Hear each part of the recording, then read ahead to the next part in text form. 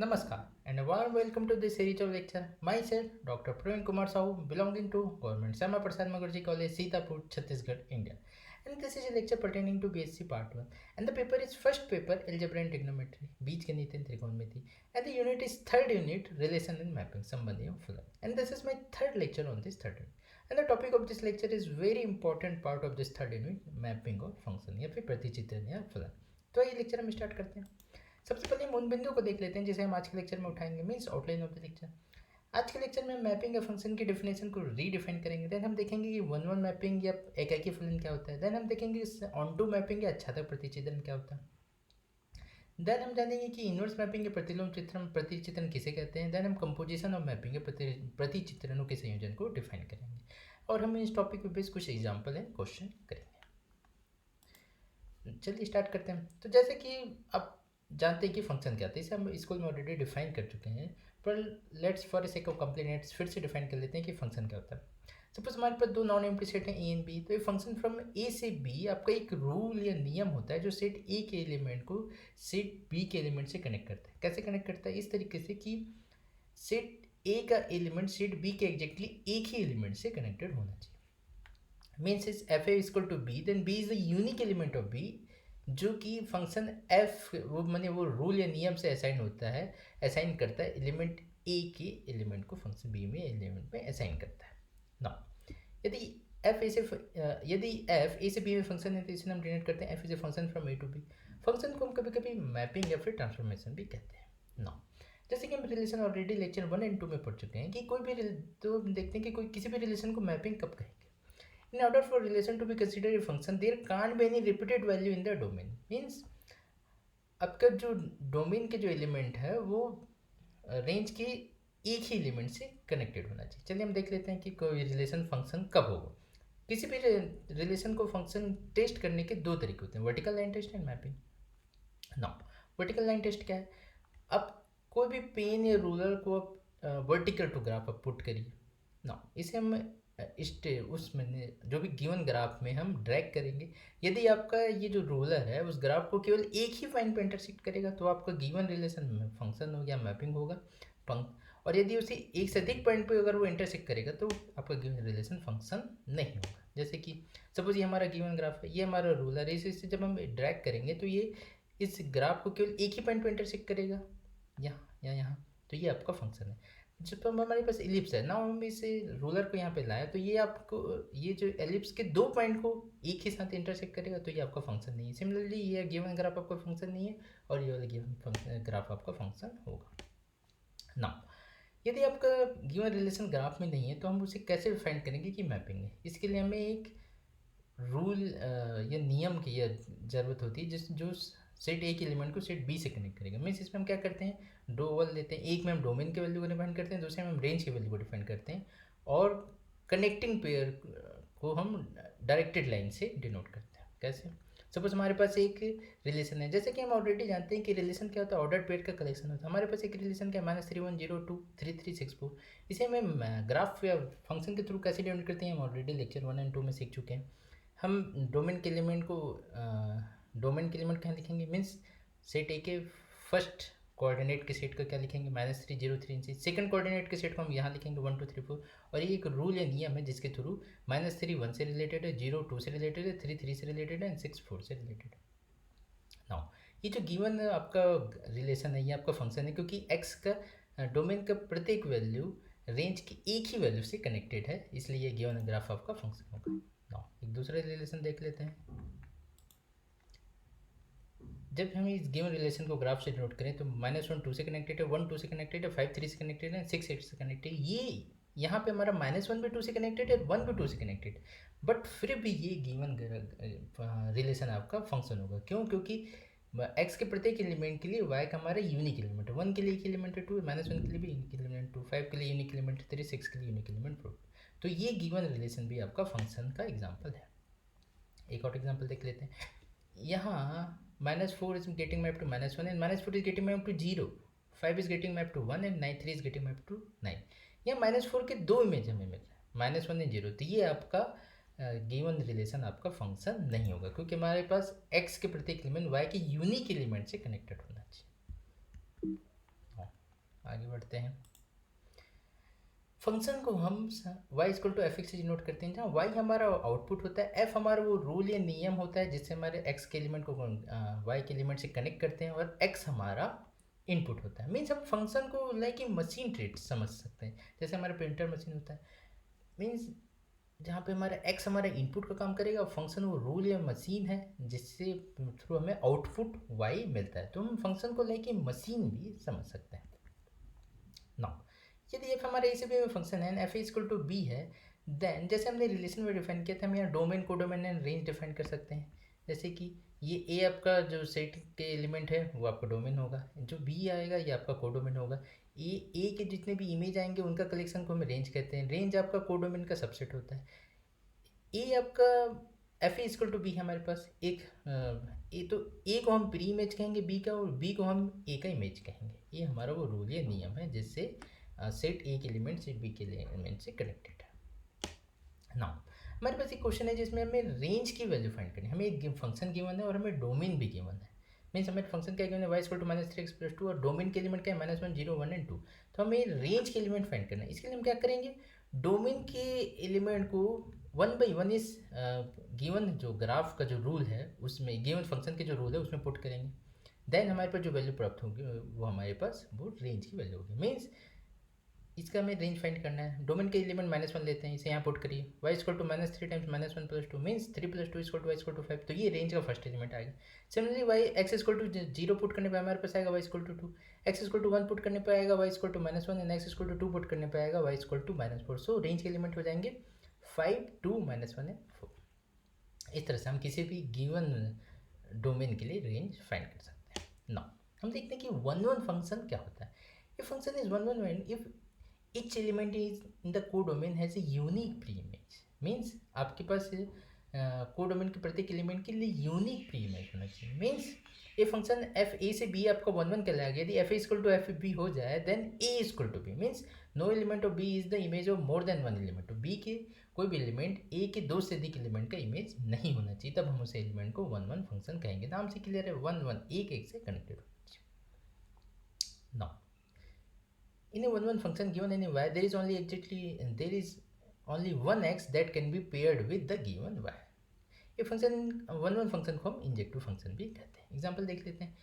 यहाँ पे आपका ए से मैपिंग, बी स्मॉल बी से मैपिंग, सी से मैपिंग, ए के प्रत्येक एलिमेंट एक ही एलिमेंट से मैप हो रहा है, तो ये आपका 1 1 फंक्शन का एग्जांपल है। सिमिलरली यहाँ पे ए आपका 1 पे मैप हो रहा है, ई आपका 4 पे हो रहा है, आई आपका 5 पे मैप हो रहा है, O is getting map to 2। So this is example of 1 1 function.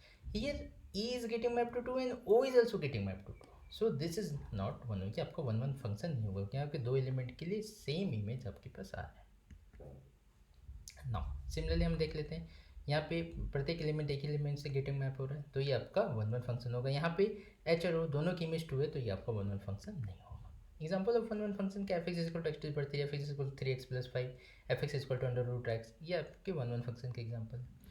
वो फंक्शन जो 1 1 नहीं है, F x equal to mod X, F x equal to x square, F x equal to 1 plus X square and so on. इसे हम बहुत easily prove कर सकते हैं कि ये 1 1 फंक्शन, कोई भी गिवन फंक्शन 1 1 है या नहीं।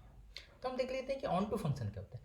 ये function is called onto if each element in the codomain is an image of some pre image. Means codomain का प्रत्येक एलिमेंट का कोई ना कोई प्री इमेज होना चाहिए। मीन्स इस केस में हमारा रेंज ऑफ एफ और कोडोमेन ऑफ एफ दोनों बराबर हो जाए, तो हम गिवन जो उस फंक्शन को हम ऑन टू फंक्शन कहेंगे।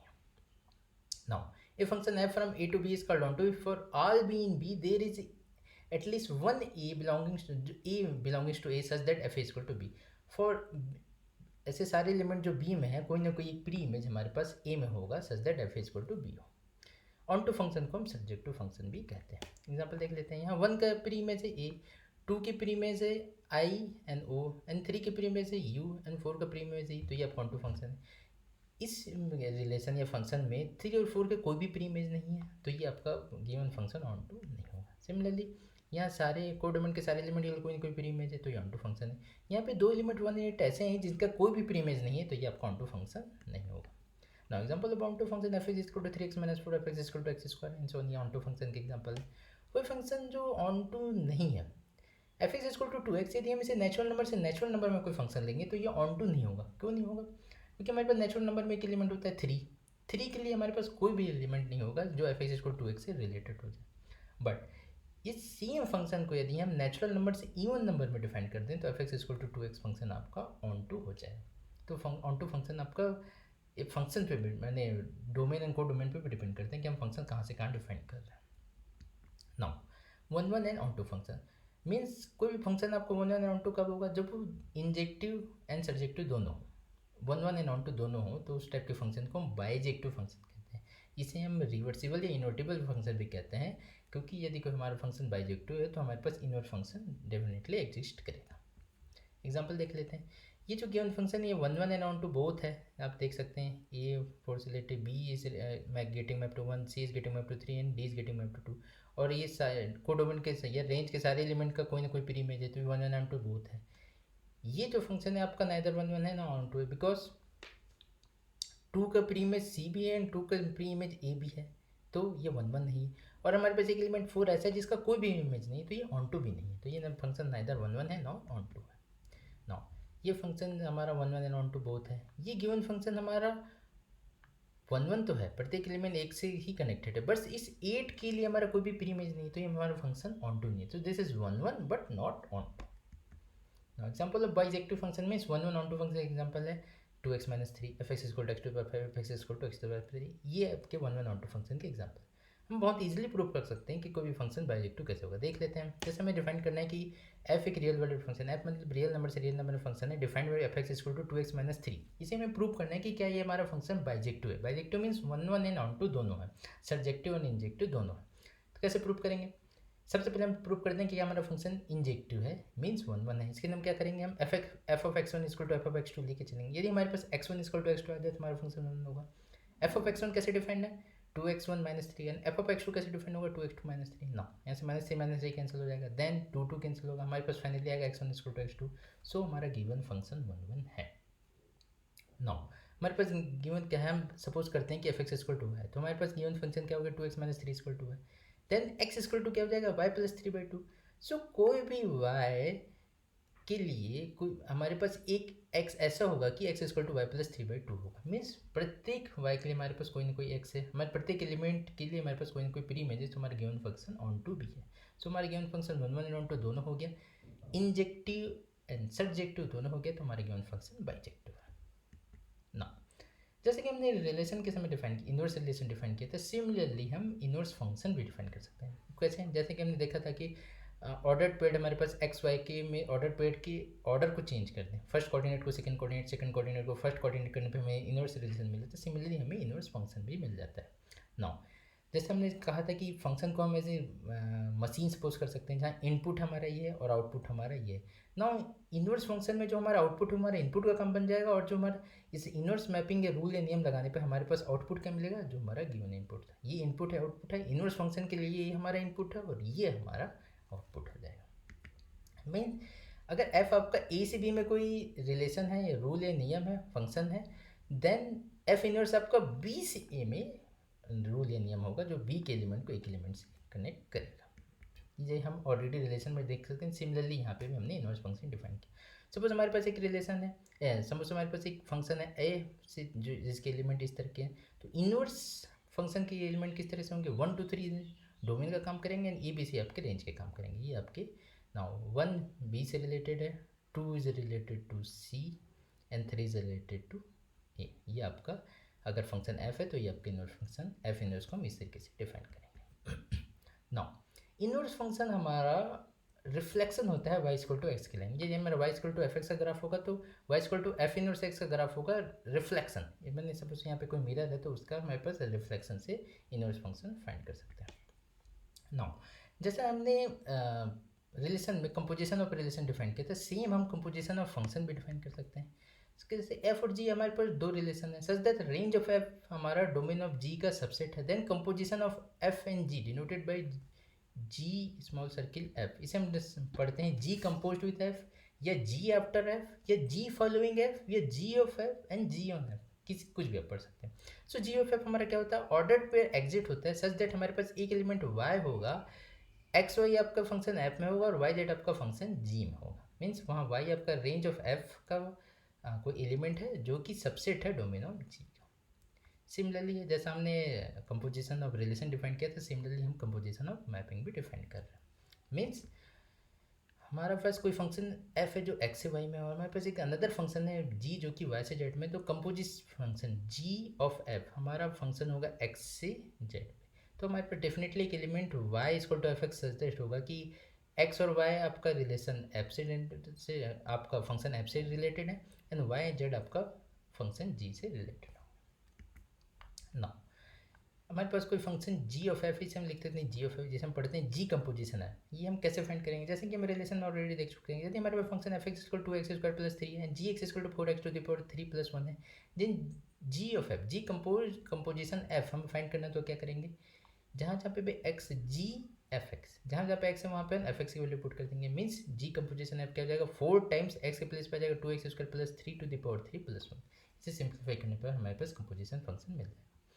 सिमिलरली हम एफ कंपोजिशन डिफाइन कर सकते हैं, एफ ऑफ जी एक्स। इसके लिए हमें क्या करना पड़ेगा, बट इसके लिए कंडीशन है कि एफ रेंज ऑफ जी आपका डोमेन और एफ का सबसेट होना चाहिए, तभी हम एफ कंपोजिशन डी डिफाइन करेंगे ना। यहाँ पे यदि हम एफ कंपोजिशन जी डिफाइन करना चाहें तो इसके लिए हम क्या करेंगे, एफ एक्स में जो एक्स आ रहे हैं वहाँ पे हम जी एक्स के एलिमेंट पुट कर देंगे। F x equal to 2x square plus 3 है, g x equal to 4x to power 3 plus 1 है, तो f composition g, f of g कैसे डिफाइन करेंगे, एक्स के प्लेस में हम रख देंगे 4x to the power 3 plus 1 का होल स्क्वायर। इसे सिंप्लीफाई करने पर हमारे पास एफ कंपोजिशन जी निकल। कभी कभी हम उसी फंक्शन से उसी फंक्शन का composition f composition f g composition g define करना चाहते हैं। ये हम कैसे करेंगे, एफ कंपोजिशन एफ फाइंड करने के लिए इस एक्स के प्लेस पे हम वापस composition function 2x square plus 3 का होल स्क्वायर रख देंगे। इसे सिंप्लीफाई करने पर हमें एफ कंपोजिशन एफ मिल जाएगा। ये सेम उसी प्रकार है जैसे हमने रिलेशन डिफाइन किया था, composition of relation inverse relation define किया, तो उसी तरह से हम composition of function inverse of function भी डिफाइन कर सकते हैं ना। जैसे जो प्रॉपर्टी हमने inverse relation composition of relation के प्रूव किया था, जैसे कि जी कंपोजिशन एफ का inverse equal to F inverse composition G inverse, ये हम फंक्शन के लिए भी प्रूव कर सकते हैं।